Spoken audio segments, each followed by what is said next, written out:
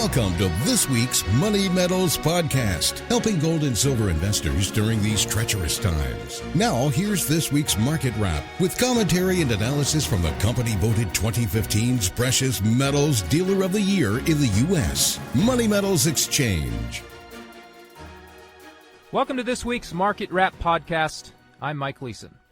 It is my privilege now to welcome in Dan Norcini. Dan is a professional off-the-floor commodities trader, bringing more than 20 years of experience in the markets. Dan's editorial contributions and supporting technical analysis charts cover a broad range of tradable entities, including the precious metals and foreign exchange markets, as well as the broader commodity world.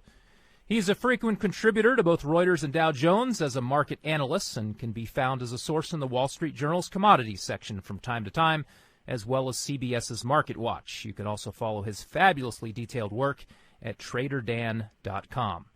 Dan, welcome back, and thanks for joining us on another wild week in the financial markets. How are you, my friend? Hey, Mike, I'm doing well. It's a pleasure to be back. Really good to talk with you again, and definitely been a wild week, that's for sure. It looks like it's not over yet, but thank God we got one more day, and maybe we'll get back to the weekend. Well, we'll get right into it here since there's lots to talk about. Now, from a global market standpoint, Greece and the issues over in the Eurozone are grabbing all of the headlines, and we'll get to that in a moment. But over in Asia, China is facing a stock market collapse that some say could be like their own 1929 crash, and this could have an even bigger impact on the world financial markets than what is happening in Europe. So what's your take on the news out of Asia? Yeah, I honestly do think, Mike, China has become much more of a significant market-moving event than Greece is. You know, with Greece, I think it was one of those deals where it's been in the headlines for so long. We've been dealing with that issue for months at this point. You know, they're on, they're off, they're on, they're off. You know, they've got an agreement. No, they don't have an agreement. And I think you got a point with Greece where it's almost sort of a trader or investor fatigue with that story. And that's why I think it's actually losing a little of its significance as far as market impact. And I think we started to see that, you know, the impact from the Greece election, yes, that was felt. However, it didn't really last that long. And I think what's happening with their traders are kind of moving past that. And they may have already kind of figured, well, if they're going to go, they're going to go, and then the heck with them and let them go. So I don't think that's as big of a deal as it was maybe even 2 weeks ago.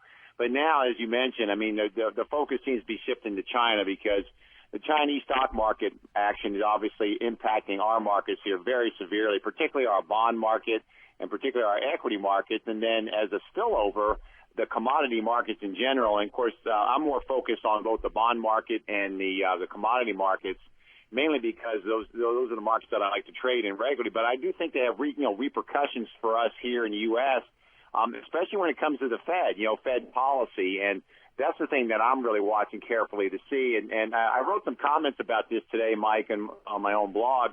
But I think that one of the things the Fed does, obviously, when they're looking at interest rate policy, monetary policy, they do look abroad. They do look at global events, and they do take those into consideration. Obviously, they're weighing, domestic data. They're looking at employment in particular. But they're also looking at, that inflation number for them, a headline number. And, it's no secret. I mean, most of the central banks around the world here in the West, I mean, the Bank of England has made note of this, the Bank of Canada, of course, the Bank of Japan, the ECB and the Fed are all talking about a threshold that they're looking at is a 2% annual rate of inflation. And so what's going on with that situation is that people are essentially looking at the inflation problem. They're going, okay, well, we don't have any inflation to speak of. We don't have a lot of things that we can point to and say that we're getting anywhere near a 2% rate of growth. And so consequently, you're starting to get a line of thinking coming in here that if the Fed was going to hike, if they were going to raise rates, perhaps as soon as September, based on the jobs reports, well, that is now thrown into doubt as well, simply because of the fact that when China's stock market is selling off like it is, it's having this huge spillover impact in the commodity sector. And, of course, we saw that mainly in crude oil. Crude oil to me is one of the key markets I'd like to look at, Mike. Because it's a given, it's one of those deals that where if the economy is good, you're going to generally see crude oil prices stay firm and move higher. The economy's not doing very well and growth is slowing, crude oil tends to weaken. I mean, that's sort of a given. And this other market is copper. Copper is another one of those bellwether markets. And, of course, copper prices were moving down sharply, which is sort of a proxy for the rest of the industrial or base metals as well. So you had energy prices falling as a result of fears about, a contagion coming out of China. And then you had the base metal prices falling down as well. Well, that, spills over into the commodity indexes, whether it's the CRB we used to look at or whether it's the Goldman Sachs index or whatever one you want to look at, they're all were trailing lower. And, of course, the cost of raw materials or hard assets, as they're moving lower, that takes the pressure off the inflation gauge. And so what happens is that, the Fed can point at that and say, well, we don't have wage growth like we're expecting that we'd like to see. We don't have wages moving up at a fast enough impact. We certainly don't have pressure upward in commodities or tangibles. So, we don't need to be in a hurry to raise interest rates. And so that is definitely going to have an impact on their thinking. And so, we have to kind of see how these events in China are going to fall out here. Because my own view is that if the events really begin to spiral very much out of control, if they do start to have sort of a market meltdown, I mean, they've had obviously a sharp fall in their market, but I wouldn't say we're close to anything like, where you're losing 50% of your stock market value yet. But if we were to have something along that line, I would see it having a huge impact on the Fed as far as interest rates go. And, of course, anything that would impact the interest rate markets is going to impact the precious metals markets. So that's a given as well.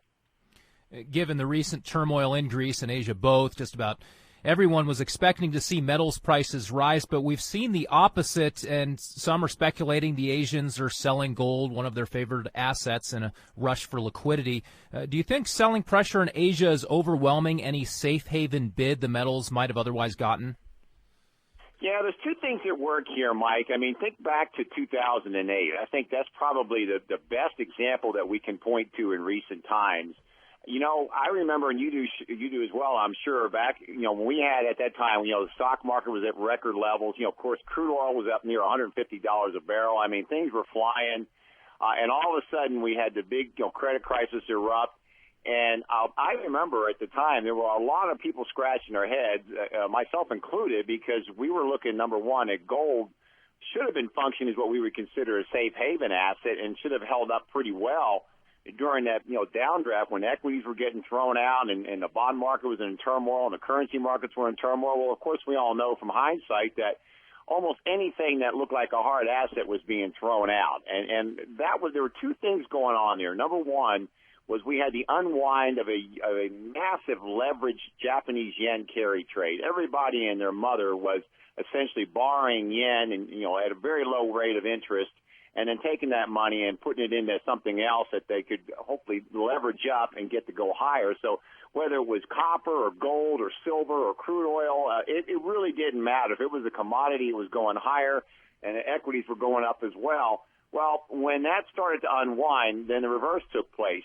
People began to have to liquidate all those positions simply because the whole trade was unwinding, and then the computers took over. So everything got dumped. I don't care what it was. Silver, gold, copper, crude oil, it was all thrown out. And, of course, we know, where it ended up going, it went down to gold went to near 680 before we finally got news out of the Fed they were going to launch their first version of QE1. So, what you had in effect was a fear, a concern that the unwind, the leverage trade unwind was going to result in huge losses across the financial markets, among investors, among hedge funds, et cetera, and that was going to have a spillover impact in the broader economy, which is going to produce a very, very slow rate of growth or send many nations into recession. That's exactly what it did. So what traders were, in a sense, anticipating was the jettison of these commodities was a kind of a forewarning that the global economy was going to slow, and therefore demand for hard assets, or base metals or whatever you want to call commodities at the time were going to decrease as well. And in hindsight, they were right. Everything slowed down, everything. And so, copper demand fell off a cliff, crude oil prices fell off a cliff because, the economy came to a halt. And so I think in one sense, you're seeing some of that, although this time around, we don't have the huge yen carry trade to the same extent that we had back in 2008. But you're still seeing a similar type of action across the commodity markets, Mike. You're seeing, copper was really hit hard in this, in the turmoil that was unleashed here in China when the market really started moving down over the July 4th weekend. Of course, platinum got hit and palladium got hit, and we know what happened with silver. It was obliterated. Crude oil actually fell down. You look at crude oil, a chart of crude oil, and what happened to it. It was in just working out a trading range. It was kind of moving sideways where they made a nice recovery off the low back in March around 43. Well, it just fell, it dropped about $5 to $6 a barrel over the last week. I mean, huge plunge in crude oil. Of course, gasoline and heating oil, those went down as well. So in that sense, you're seeing some of the same sort of reaction. You're seeing people beginning to jettison commodities as a whole, as an asset class, because they're worried that any sort of slowdown in China is first and foremost going to crimp demand for commodities, China being the biggest user of these commodities. And then secondly, they're worried about a contagion effect from China spreading into the other nations that do business with it. So, of course, then they're worried about the U.S. being impacted, the Eurozone, like you said, he still has its own issues with Greece. They're worried about some of the emerging markets. And all that leads to selling of commodities as an asset class, and that's why you're seeing gold moving down and silver moving down and copper moving down and the rest of those metals moving down as well. It's that same sort of impact that we saw back in 2008. And what it's done is given rise to a deflationary mindset once again, where it looked like we might have been finally leaving that behind and maybe starting to anticipate some inflation. Well, that kind of went out with the bathwater this week. Speaking of the decline in those commodities and base metals specifically, you pointed out on your website this week that, despite its struggles, gold is actually doing pretty well compared to commodities like copper and even silver. It's outperformed silver. We've seen the gold to silver ratio widen up to, I think, 77 to 1 this week. So what do you make of that? Gold is getting maybe some safe haven bid. It hasn't broken down from where it is here. What do you think of that? Yeah, that's exactly how I make it, Mike. I mean, yes, it's not getting the kind of safe haven bid like one would expect, which is similar to what it did in 2008. I mean, it simply did not function as a safe haven very well back then. But again, the same sort of thing is happening now. However, in relative terms, when you compare it to, as you mentioned, when you compare, for instance, platinum, I've been remarking about the gold and the platinum spread and how well gold is doing compared to platinum. And you look at gold versus copper or gold versus silver, and it's holding up better because, yes, there is still some safe haven money coming into gold. And I happen to think a lot of that is coming pretty much out of the Eurozone area because, there was obviously some impact from what was going on in Greece. We do know. And I think if you were in Greece, you would have been smart to buy gold, and particularly you're going to be buying it in terms of euros anyhow. But what were your options? I mean, you're going to put it in what? Keep it in the euro? You're going to keep it in what currency are you going to keep it? Maybe you could put it in a dollar, but obviously that would have been good play for Greeks to put some money into gold. So there was definitely some buying of safe haven there. However, as you mentioned, I mean, I have no doubt that there's been very, very big losses that some Chinese investors have incurred in the Chinese stock market. I mean, that have been severe losses, particularly, Mike, when you consider that the authorities over there were encouraging leverage buying of stocks. I mean, that's the thing that really stuck at me when when you begin to dig deeper into this. China made borrowing to buy stocks pretty easy over there. And of course, if you're in China, there's only so many avenues that you have to put money. I mean, it's hard to move money out of that country because the laws that govern money movement in there. So you can either put it into real estate or you can put it in the stock market. And so in a sense, sort of a captive audience. Well, a lot of those guys leverage their money up. And so, of course, now that leverage is hitting them on the downside, just like it did back in 2008 when the yen carry trade, went upside down.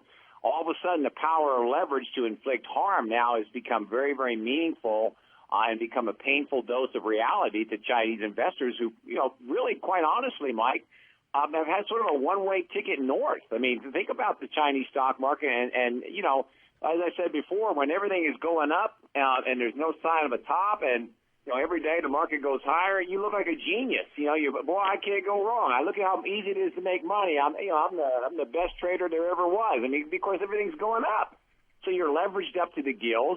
And that looks fine until all of a sudden one day it stops working. And when it stops working, then the leverage begins to work at you from the opposite side on the way down. And now these guys are discovering that. And so you've got a whole new class of people who have just been educated in the ways of a bear market.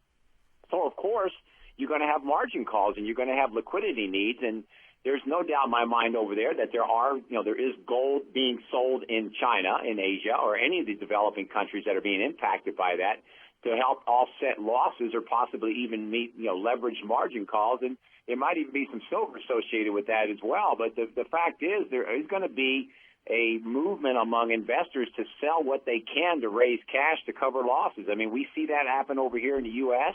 We've seen it happen over in the Eurozone, and, of course, we'll see it happen over in China now that the market is breaking down. So some of that selling is coming from there. But in spite of that, as mentioned, gold is holding up better than the other corresponding metals, which is a good thing. If you're looking for a trade, as I mentioned, I mean, there's a way to make some money off of that by taking advantage of those circumstances. Turning back to Greece here and what they're calling the Grexit following the recent default.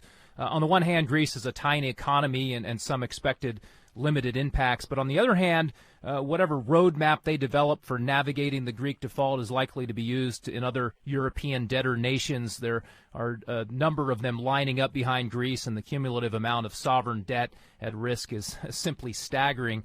Talk about Greece and the fallout that we're seeing now from a trading perspective, and then also more on the potential for that contagion.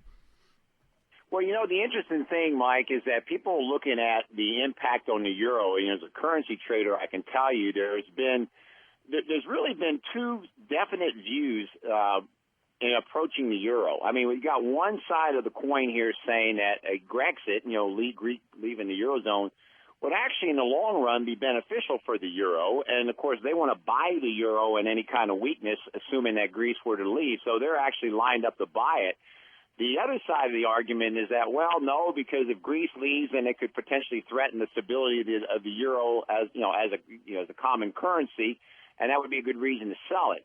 The former view says, well, if you get rid of the weak economy in there, the euro might even strengthen, and there's been some chatter that, well, Germany doesn't like what Greece is doing, and a lot of the German people resent the Greek people. They consider them basically lazy. I'm just trying to tell you what the German view is. They really don't want them to leave the euro because in many circles among Germans, they are worried that if Greece did leave the euro, it actually gets stronger. And Germans do not want a strong euro. They want a weak euro so they can export their goods overseas. So, like I said, there is an argument to be made that the euro would actually strengthen if Greece were to leave. And the flip side is, well, okay, what happens then if Spain, for instance, or Italy takes a look at what Greece does, and they decide to follow suit then too. So then maybe perhaps you set the stage for a departure from the Eurozone from those two guys, those two countries as well, or maybe even a third or a fourth country. So honestly, Mike, nobody really knows for sure. I mean, we have an opinion about it, but when all is said and done, as a trader, I have to tell folks, look, I said, we're in uncharted territory. I personally have never lived through anything even remotely resembling this. I don't know of anybody on the planet who has, where you have so many major industrialized nations with staggering enormous sums of debt like we have. Then you had an emerging powerhouse like China, which was growing 9-10% a year. All of a sudden now looks like it's having a credit bubble burst over there as well. So we've never seen something of this scale across so many countries at any one time in our history, at least in my modern history. So, I'm not very dogmatic in that sense. I honestly can tell you, and the listeners, I don't know which way the euro is going to go. I don't know how this is all going to work out. The only thing I can tell you is that you have to stay nimble in a situation like this. You have to let the events unfold, and then you have to watch the markets and see how they react, and let the markets sort of tell you how they're actually going to move when all is said and done. Again, we've never seen anything like this. I mean, we've had situations in the past where, one nation might get in trouble. For instance, we've had problems. Remember when we had Argentina would have a problem, or Mexico would have a problem, or Russia would have a problem. But, the other nations around the world were in pretty decent shape. And so, we sort of, it had an impact and people moved on it. You remember when the tiger nations of Asia having their share of problems? There was a lot of contagion effect from that. But by and large, we sort of came through it simply because the other nations were in pretty decent shape.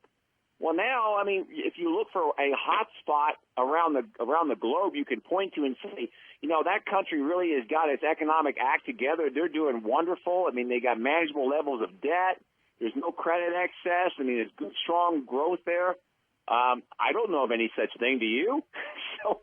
So the problem is we don't have that situation where we can have maybe one solid nation sort of pull us out of this, because we're all sort of floundering around out there. Like I said before in other interviews, for all the problems that the U.S. has, and granted we have plenty of them, compared to some of these other nations, I mean, we look like a shining star on a hill somewhere, or shining city on a hill, I should say, compared to some of the other problems, which doesn't really tell you a whole lot about, what we're dealing with globally. That's how bad things could be out there, considering the amount of debt and the global slowdown that could occur. Yeah, tallest midget at the circus, I like to say. I think that's another good descriptive analogy there. So as we're talking here on Thursday evening, we're seeing the metals just sort of bounce along the bottom this week, but they haven't totally broken down below last October's 5-year lows. Silver even rebounded a little bit here today.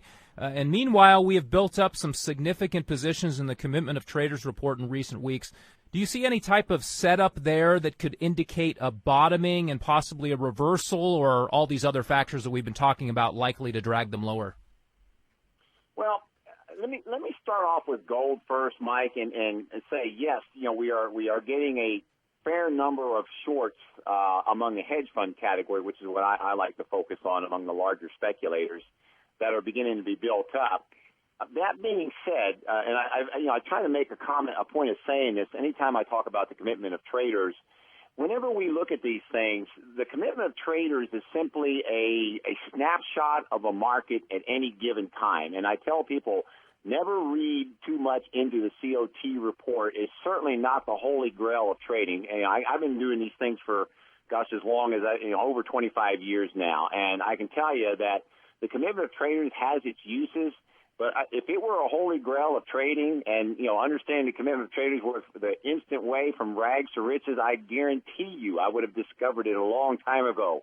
So it's just another tool in the toolbox of a trader or an investor. And when I say all that, to preface this, essentially we do have a potential for a short covering squeeze in the gold market. The potential is there because you have a large build of shorts. So and not just in gold, that would be in any market, Mike, that accumulates a sizable amount of shorts. Short covering rallies are very ferocious, very vicious, and can really, the speed at which shorts can come out of the market is mind-boggling because it's total panic whenever shorts cover, simply because you don't know how high a market can go. You know how low they can go. It can go to zero, and that's it. It's not going any lower. But as far as the upside, you never really know how far it's going to go. So, short covering panics are quite remarkable in the amount of price action that they develop. And again, the thing is, though, you need a trigger. You need something that would actually take a group of traders who are very confident in their position, and you have to begin to interject doubt or uncertainty into their mind. Because as long as the market is moving in their favor, or as long as a bounce higher is weak, and it's not sustained, it fades relatively quickly. The bears are full of confidence. I mean, they are brimming with confidence, and they're rather complacent, I might add. So in order to startle them, you need to have something that produces a move higher that trips a key overhead technical resistance level. Then and only then do you have the situation where the potential short covering rally becomes an actual short covering rally. The problem is, as traders or investors, we don't know how large a short position can get before it reaches that point. We just don't know. It's the same thing on the upside. People used to write all the time about, there's a lot of people on the long side of the gold market, a lot of people on the long side of the silver market, we're due for a reversal. And my comment was, what for, and how do you know? And the answer is they don't know. And the reason being is because nobody knows how high a market can go. And nobody knows how large a position becomes before it becomes too large. You just don't know. You really don't.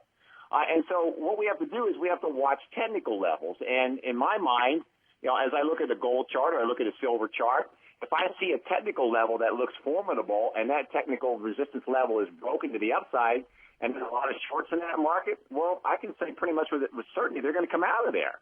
And so, again, that's what we would need in order to see a short covering rally in gold. And we certainly would need the same thing in silver as well.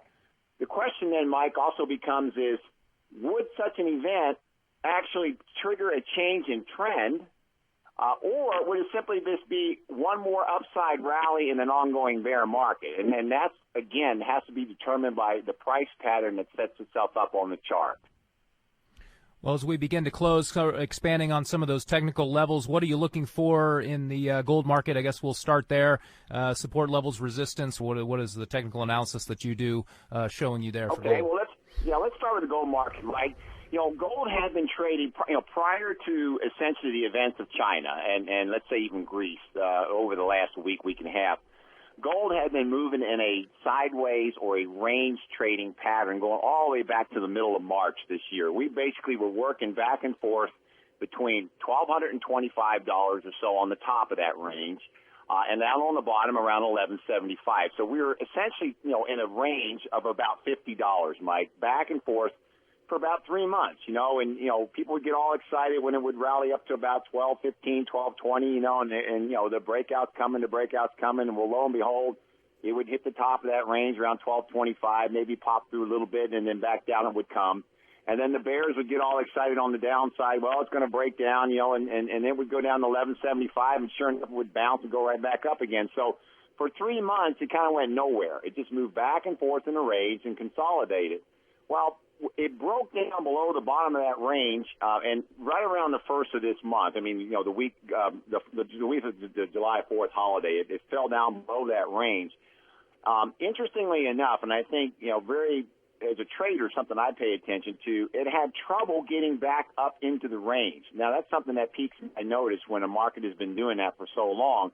When anything is in a pattern, Mike, and that pattern is broken, that makes me peak. It makes me pay attention. It piques my interest. And so what happened was gold fell down below that support level. Let's call it roughly between 1175 and 1180.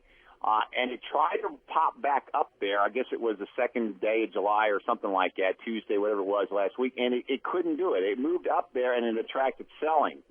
Well, now what it's done is it's fallen away from 1175, and it's moved down to the next level of support, which is right around 1140, give or take a few bucks on either side of that. And so it looks like, for the time being, now it's trapped in a range where it's moving between maybe 1170, 1175 on the top, and let's call it 1150 to 1140 on the bottom. So the range is sort of tightened up a little bit. It's maybe about a $30 to $35 range, but it's moving sideways. And the thing here to watch for people who are the fans of gold is very simple. You got a low that was made back in November of last year, which was a big low. That was down near 1130. Back in middle of March, right around the Ides of March, we were down close to there again. We were at 1140. That was a double bottom down there. Very solid support emerged down there.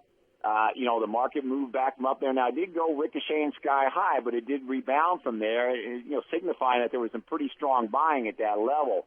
So now gold is moving back down toward that previous level. So the question we have as traders or investors or anybody interested in buying gold would say, all right, if it does go down to that area around 1140 or so, are the same buyers who made their presence felt so strongly back in November of last year and again in March of this year, are they going to return to the gold market, and are they going to buy in size like they did back then of sufficient quantity that they'll be able to push the market away from there? Or has something changed in their mind, and will they step back and allow that market to go lower in the hopes that they can pick it up maybe $50 cheaper, maybe get it down around 1100 or lightly below there? And the answer to that question is we don't know. When we really don't know yet, we're watching it. Now, gold did go down there this week. We'll have to see how this thing closes tomorrow. A lot's going to depend on what happens in China tonight, or in there, Friday morning over there, and how that thing closes. So that might give us an indication of what gold will do. Let's turn to silver real quick before we wrap it up. What are you looking for there? Okay, well, situation in silver as far as the price pattern, very, very similar to gold, Mike. A little bit uncanny how similar it is, because you've got back in November and then again in December, you had silver down around $15. Remember, in the 1st of December, it actually spiked below 15, went almost to 14, like 14.20 before it rebounded, and that was the bottom at that time. And then back in the same time frame as gold made its bottom around 1140 or whatever it was, silver made another bottom in March. I mean, we were down in the bottom of that range that silver was working in, right above $15, about 15 and a quarter. And then it rebounded and moved up above 17, and then eventually moved back down in the range and popped back up toward 18, and down she came again. So now you're looking at a market that's essentially been in a very broad trading range going back to actually October of last year. This price has moved between $18 on the top, let's call it 17 to 18 on the top, and 14 to 15 on the bottom. So the range has been $3 to $4, however you want to start. Well, we're down toward the bottom of that range. We went down below 15 briefly. We popped back up again. Okay, that's a support level. That's where it's held in the past. Now, the question is, does silver have enough oomph to it where it can get back above $16? If it does, in my mind, that would confirm that range is still in effect, and you could expect to see the price move up maybe back towards $16.75 to $17 on the upside. If it stages one of these weak, up moves, in other words, like gold has been doing, because it's sort of an absence of selling and not concerted buying, you just get a weak retracement higher, then you might see another fresh leg going down there to retest that area below $15 again. I can tell you that, from a trading perspective, that you would not want to see silver have a strong close below the $15 level. I would not want to see it down below 14, let's call it 14.80, 14.85, somewhere in there. If it were to close down there, I think you're going to see a press. These guys are going to try to press it to $14 and see if they can take out the bottom of the range, or whether the buyers would show up down there or not. So, as we move forward, that's our parameters. That's what we would watch for, Mike, essentially to see, is it going to hold here and can it recover to get to 16 at least and stay above 16, or is it going to fade and run back below 15 and set up a test for 14 again? Well, Dan, I really want to thank you for your wonderful insights as always. It's great to talk to you, and thanks for taking the time to speak with us and helping to explain all of the madness. I hope you have a restful weekend. Well, thank you, Mike. It's always a pleasure to be with you, and I think you summed up really well. I mean, these are very, very volatile, uncertain markets, Mike. I tell people at the website all the time, and look, you have to be careful in markets like this. There's not a lot of conviction on either side, Mike, bull or bear, because the events are changing so quickly, and the impact from the computerized trading is so drastic that the move of one day can be reversed the next day, or 2 days' move can be reversed in one day. There's just that sort of volatility in the markets right now. So traders need to be careful out there. Investors, I would say also, do not make long-term decisions based on day-to-day market action. Use a weekly chart. Look at something that's an intermediate-term chart. It filters out a lot of the noise, that you get from the short-term gyration. It gives you a little bit better perspective, a longer-term view of things, and that way you can watch all the gyrations. They're interesting, but don't let them inform your investment decisions. That would be a bad mistake to do that, Mike. So, again, thanks for having me. Always a pleasure to speak with you, Mike. Well, great advice. Well, that will do it for this week. Thanks again to Dan Norcini. If you want to check out the fabulous market commentary and technical information that Dan puts out, just go to traderdan.com. Check back next Friday for our next weekly Market Wrap podcast. Until then, this has been Mike Leeson with Money Metals Exchange. Thanks for listening, and have a great weekend, everybody. Thank you for joining us for this week's Money Metals podcast. Be sure to come back next week. And don't forget to subscribe to our podcast through iTunes for answers to all of your questions, or to discreetly and securely buy or sell gold or silver coins, bars, and rounds. Call 1-800-800-1865 or visit www.moneymetals.com. Our knowledgeable and no-pressure specialists are standing by between 7 a.m. and 5:30 p.m. Mountain Time, Monday through Friday. Or you can lock in your order online 24 hours a day, 7 days a week. Again, visit us at www.moneymetals.com or call 1-800-800-1865.